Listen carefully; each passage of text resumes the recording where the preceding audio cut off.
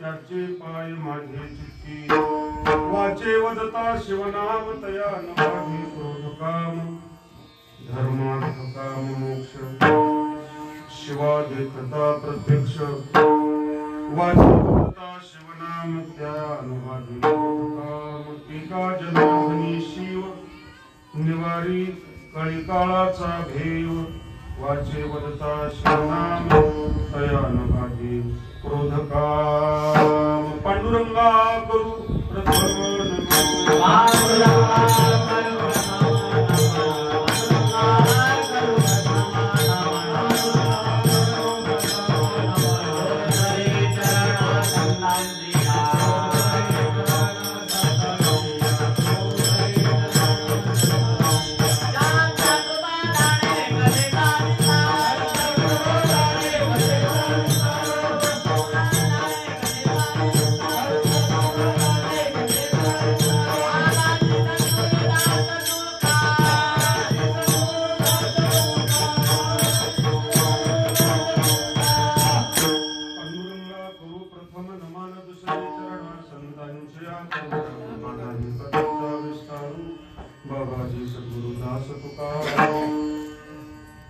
कैलासीचा देव भोळा चक्रवर्ती पार्वतीचा पती योगीराज त्रयांचे पायी माझे दंडवत भगवानी प्रेत जडून आम्ही जयांचे केले स्मरण होय सकळ विद्येचे अधिकरण तेची बंधू श्री चरण श्री सद्गुरूचे ते नमस्कारून आता शिवेदा शांती ब्रह्म संत एकनाथ महाराजांपासून या अभंगामध्ये महाराज भगवान विश्वनाथाचं महादेवाचं शिवाचं वर्णन करतात त्यांचे विशेष गुण अशा प्रकारे आपल्या समोर मांडतात हे भगवान कसे आहेत तर भोळे आहेत आणखीन कसे आहेत तर ते चक्रवर्ती आहेत आणि याच्यामुळे अशा प्रकारे माझ्या चित्ताच्या ठिकाणी त्यांच्या चरणाचा मी अशा प्रकारे काय केलेला आहे त्यांच्या चरणाला माझ्या हृदयाच्या ठिकाणी अधिष्ठान केलं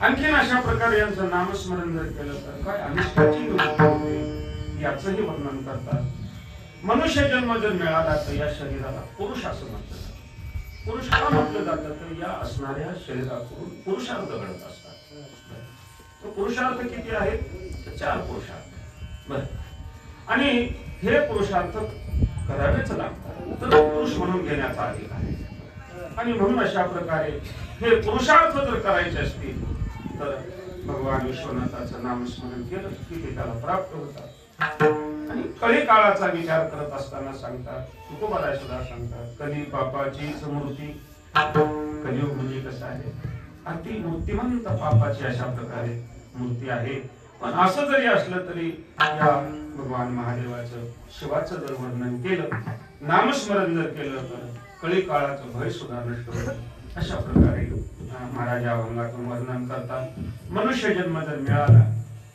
तर या देहाचं जर खरं कर्तव्य काय असेल तर उपासना करणं उपासना करण्यासाठीच अशा प्रकारे हे शरीर दिलेलं आहे देवी दिला देह भजना भजता आणि पुन्हा गोमटा सगळ्या शरीराचा विचार जर केला तर या शरीरामध्ये एक आगळे वेगळं धन दिलेलं आहे कोणाला शक्ती दिली कोणाला आयुष्य जास्त दिलं कोणाला अनेक कलागुण दिलेले आहेत पण असं हे शरीर आहे की याच्यामध्ये विचाराची शक्ती सगळ्यात जास्त दिलेली विचाराची शक्ती दिलेली आहे म्हणून नरदेह निधान दिली इंद्रिय हात पाय कान डोळे मुख बोलाया जेने तो जोडसी नारायण आणि नासे जीवपण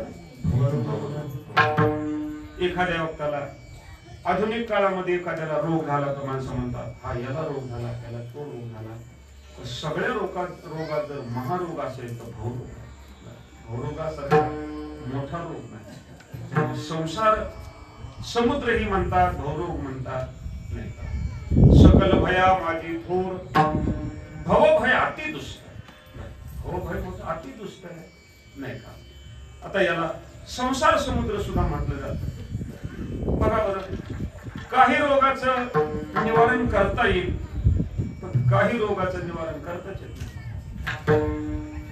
कशाचं निवारण करता येत नाही तर संसाराचं निवारणच करता येत. किती अवघड आहे हा संसार. बघा, सरकतच राहतो, त्याला काय म्हणायचं?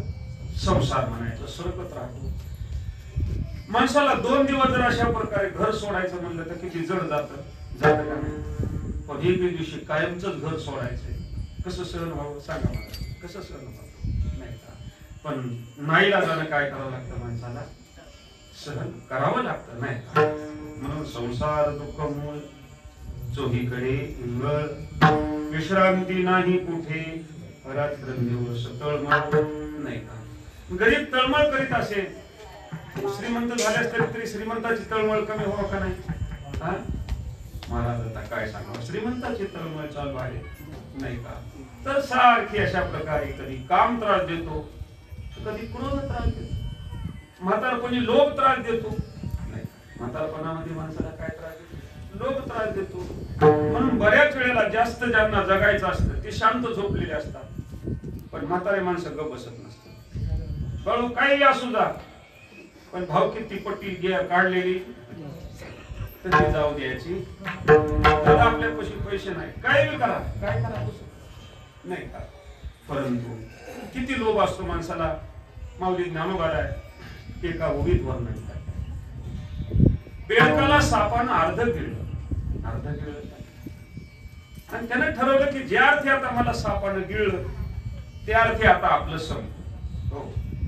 आणि मग काही असणारं सुकृत असेल, आता आपलं ज्या अर्थी असणारं संपलेलं आहे, काही क्षणात आपण असणारं काळाच्या असणाऱ्या जबड्यात चाललेलं आहे. एक काम करावं, आपले डोळे झाकावा आणि भगवंताचं स्मरण करावं. म्हणजे भगवंताचं स्मरण करता करता जर प्राण गेला तर अंतकाळी नाम आले ज्याच्या मुखा, दुखा म्हणजे सुखावर नाही. डोळे झाकायचे की त्याच्या समोर एक माशी येऊन बसली. बदलला त्याचा विचार. तो म्हणला मरायचं तर आहेच, पण एवढी माशी खाऊन मरावं नाही का? तसं माणसाला कितीही असणारा लोभ, इतका लोभ, बेडूक सापे गिळजतो आहे उभा, की तो मासिया वेटाळी जिव्हा, तसे प्राणी पुन्हा लोभा वाढत कृष्णा, नाही का? बँकेतलं बॅलन्स वाढत असतं, पण आयुष्याचं बॅलन्स कमी झालेलं असतं. पण माणसाला लोभ मोह सुटत, सारखा सरकत राहतो.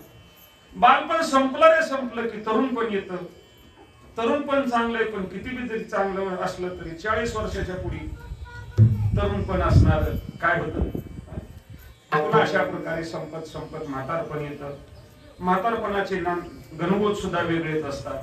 म्हातारपणी थेटे पळशी खोकला नाही, हात कपाळा लावणी बैसे, खोबऱ्याची वाटी झाली असे मुख करत असे, नाक श्लेष्मुख बोलो जाता शब्द न निगे हा नीट गडगडी कंठ भारी.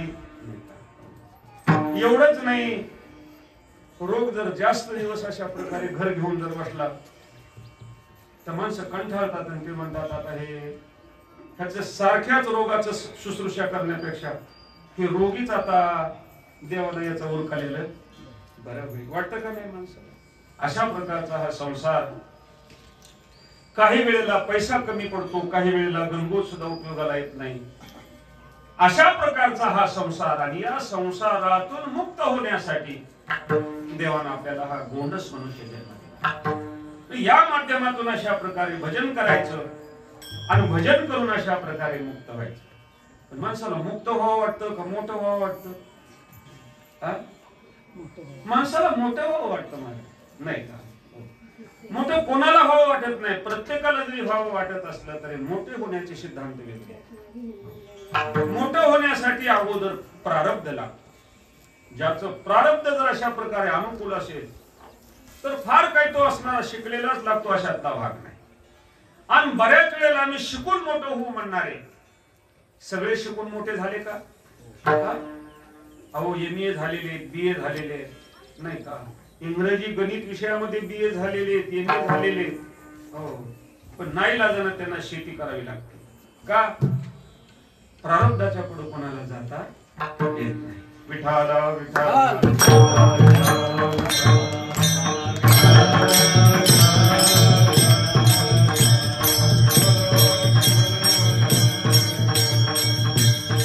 आणि म्हणून अशा प्रकारे मोठं व्हावं जरी वाटत असेल तरी अखिल मानव मात्राचं सर्व संतांचं एकमतानं सांगणे की या मनुष्य जन्म जर मिळाला तर त्यानं मुक्त झालं पाहिजे आणि मुक्त व्हायचं असेल तर मुक्त करणार आहे त्याची आपल्याला भक्ती केली पाहिजे नाही का उपासना केली पाहिजे बऱ्याच वेळेला भजन करावं वाटतं पण कोणाचं भजन करावं हे सुद्धा माणसाला बरेच दिवस कळत नाही बरं काही माणसं तर असं अशा जणांचं भजन करतात शेंदरी हेंदरी दैवते कोणती पूजिती भूते खेते आपुल्या पोटात जिरडते नाही मागते सिद्धी अवदान अशांचं भजन करून काय होणार आहे नाही का आणि म्हणून आपली उपास्य देवता आपण ठरवली पाहिजे साधू संतांचं असं म्हणणं आहे एक तर उपासना हरीची तरी करावी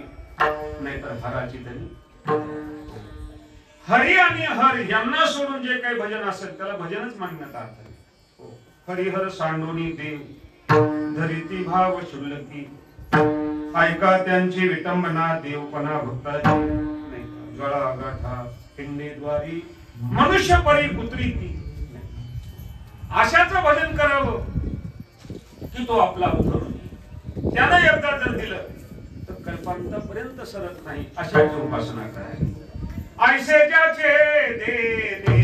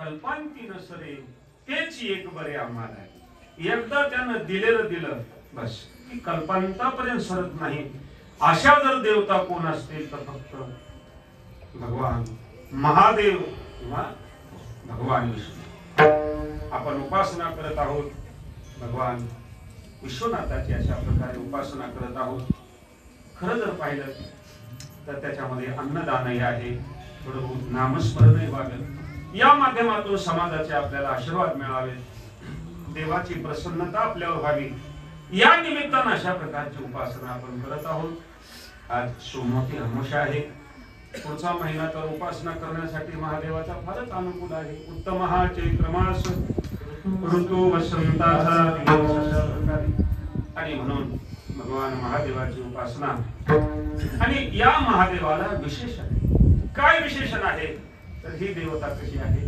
भोळी आहे म्हणतात त्यानं केलेली उपासना ती कोण्या अशा प्रकारे हेतू धरून केली भगवान महादेव अशा प्रकारे त्याचा विचार करत सांगा ना तुम्ही. बघा, महाशिवरात्रीचं ज्या टायमाला आपण व्रत धारण करत असतो, खरं तर भिल्लानं महादेवाची पूजा करायचं म्हणून काय असणार, ते बेलाचे पानं तोडले होते का? उद्देश काय होता त्याचा? की हे जे झाड आहे आणि जे आपल्याला असणारं पुढचं सावज आहे ते दिसण्यासाठी आड येणारे जे हे पानं आहेत ते आपल्याला प्रतिबंध करू नये, आणि म्हणून काय करत होता तो? ते बेलाचे पानं तोडीत होता.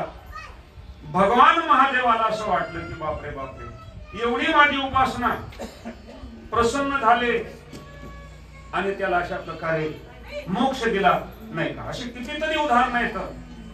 असं म्हटलं जातं, कुबेराने अशा प्रकारे लंका गुरुदक्षिणा म्हणून दिली आणि त्याची अशा प्रकारे पूजा करण्यासाठी, वास्तुशांती करण्यासाठी रावणाला बोलावलं.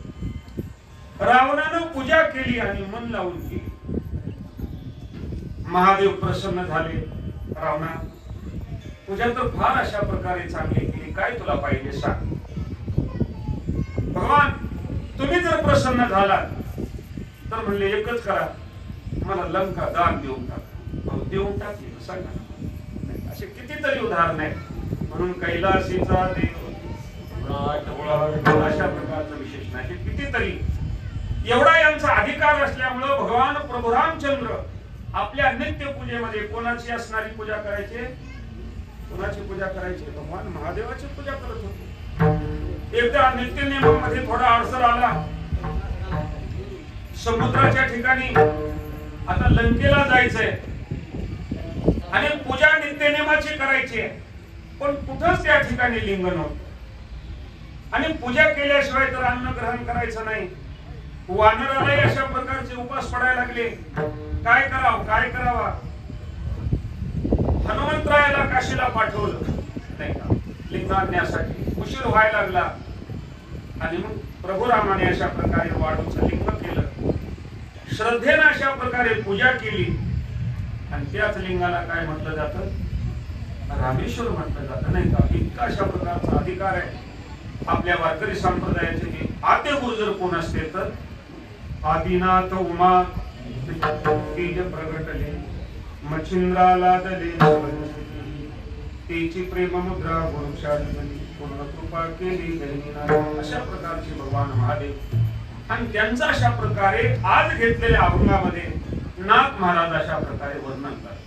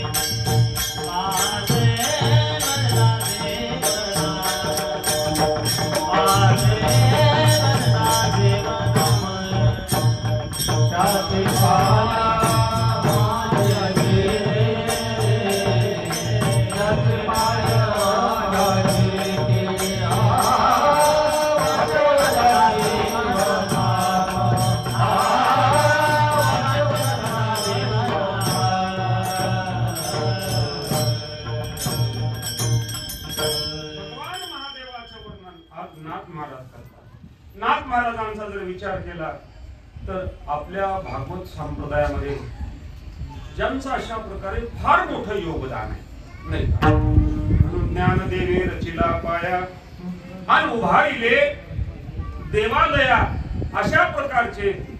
पण नाथ महाराजांनी अशा प्रकारे या भागवत धर्मरूपी मंदिराला मोठा काय दिलेला आहे? हा मध्ये सगळ्या संतांमध्ये सगळ्यात जास्त संत साहित्य कुणाचं असेल तर नाथ महाराज. सगळ्या संतांचा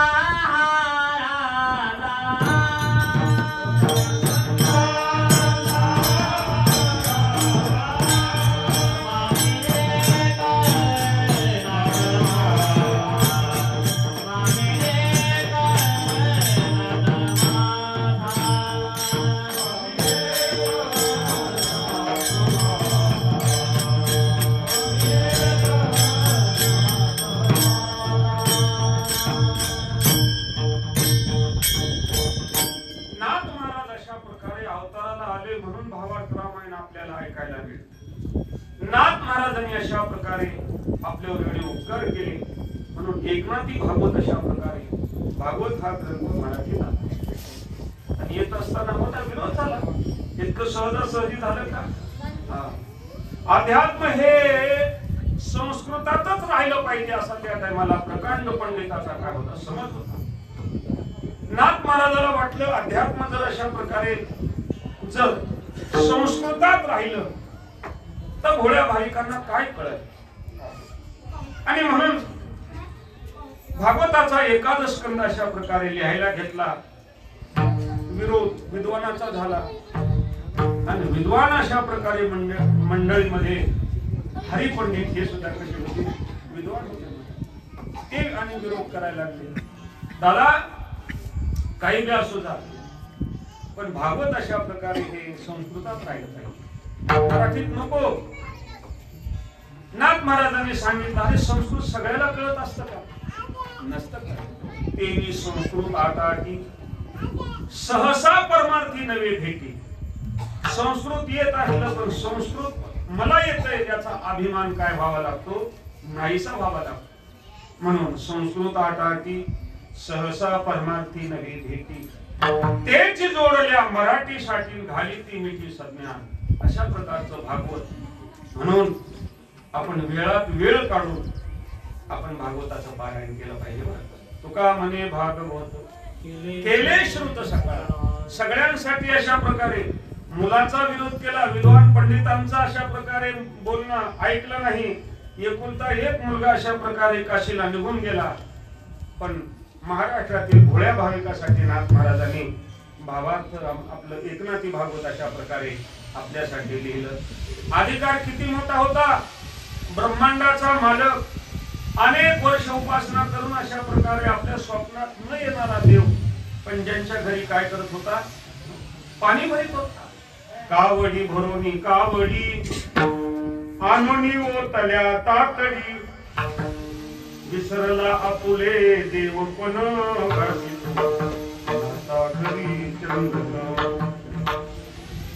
आपल्या अंबाजोगाईला दासोपंत स्वामी नावाचे एक विद्वान पंडित होते. त्यांनी पासोडी नावाचा ग्रंथ लिहिला. नाथ महाराज भेटायला आले पण नाथ महाराजांची उंची मात्र त्यांना कळाली. उंची नाही कळाली. बऱ्याच वेळेला माणसाला एखाद्याची उंची आपल्याला अनेक वर्ष कळत नाही. जाता जाता नाथ महाराज म्हणले स्वामी या पैठणाला षष्टीला मोठा कार्यक्रम असतो, आमच्या गुरुची असणारी पुण्यस्मरण असतं. नाथ महाराज पैठणला गेले आणि षष्टीला दासोपंत अशा प्रकारे कुठं चालले? पैठणला गेले. तर नाथ महाराजांच्या वाड्यामध्ये वाड्यात दरवाजामध्ये दत्तात्रय चौकदारकी करते दत्तात्रय. आणि मग ज्या टायमाला दासोपंत स्वामींनी दत्तात्रयांना पाहिलं, साष्टांग दंडवत घातला आणि स्वामी तुम्ही इथं कसं काय? ते म्हणले ब्रह्मांडाचा मालक नाथ महाराजांच्या रूपाने अवताराला आलेले आणि मग त्यांच्या दारी चौकदारकी करायला काय हरकत आहे आपल्याला? नाही. दत्तात्रय चौकदार पुढे उभे काटीकर. काम क्रोधाला ज्यांनी अशा प्रकारे जिंकलेलं होतं नाही का? यवनांगावरी जिंकला प्रसाद देऊनी अशा प्रकारचे नाथ महाराज आज महादेवाचं वर्णन करतात. शिवभोळा चक्रवर्ती चक्रवर्ती अशा प्रकारचे महादेव आहेत आणि त्यांचे पाय माझे चित्ती माझ्या चित्तामध्ये अशा प्रकारे त्यांचे पाय आहेत. का बरं? कारण चित्तामध्ये जर अधिकाऱ्याचे मोठ्याचे पाय असले तर दुसरं काही कोणा येत नाही. नाही तर काय सांगावं या चित्ताचं? चित्त म्हणजे काय? नाना परीचे अतिचिंतन आणि या नाव चित्तचा. यालाच आपण कधी कधी मन म्हणतो बरं. आणि मन असं काय काय करीतो या मना परिते नाही ती नारायण करू नये त्याची खरी वंचना देऊ वदना आदरी वाड आडवा तरी दरपो न विचारी कपट घात बळकट मांडीला विठ्ठल विठ्ठल विठ्ठल